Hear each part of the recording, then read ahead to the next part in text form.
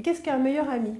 Moi, ce que j'attends de mon meilleur ami, finalement, c'est ce qui me dise les choses qui lui semblent justes, et pas forcément que des choses agréables, mais des choses éventuellement désagréables que j'aurais du mal à entendre. Mais c'est ça un meilleur ami.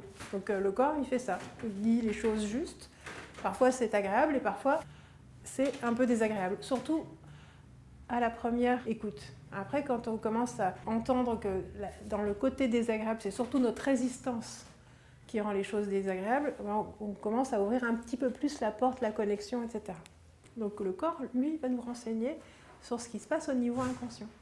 Quand j'ai fait mes études, donc il y a déjà 27 ans, on disait, bah voilà, vous avez de l'arthrose, c'est fichu. On va pouvoir vous faire une jolie petite prothèse, mais ça ne va pas repousser le cartilage, c'est niette. Bon, ça ne repousse pas, il n'y a pas de nouvelles cellules, etc. Et puis on s'est aperçu que finalement, dans certaines conditions, c'est-à-dire quand on redonne de la fonction, de la mobilité, le cartilage se reconstruit. Les neurones, les cellules nerveuses, pareil, on était persuadé que c'était un stock limité et qu'on passait notre temps, durant notre vie, à perdre nos neurones. Voilà. Et en fait, on s'est aperçu qu'il y avait une possibilité de refaire des neurones.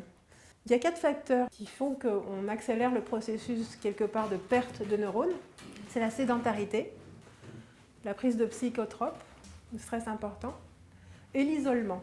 Mais il y a aussi une autre façon de voir les choses, c'est-à-dire au contraire, quand on bouge, quand on est dans un corps en mouvement, quand on est dans une alimentation où on se nourrit avec des carburants plutôt sains, quand on est dans une dimension d'être qui sort du stress, mais finalement on vit dans son flux, dans son propre rythme intérieur, quand on est connecté aux autres, connecté à soi, quand on tisse des liens de curiosité, d'apprentissage, d'intérêt, qu'on est des joyeux, quand on s'émerveille, on recrée des neurones.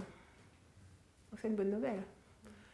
C'est une bonne nouvelle, c'est qu'en fait la vie est toujours là, il y a toujours la possibilité de reconnecter avec une nouvelle dimension de la vie, quel que soit l'âge.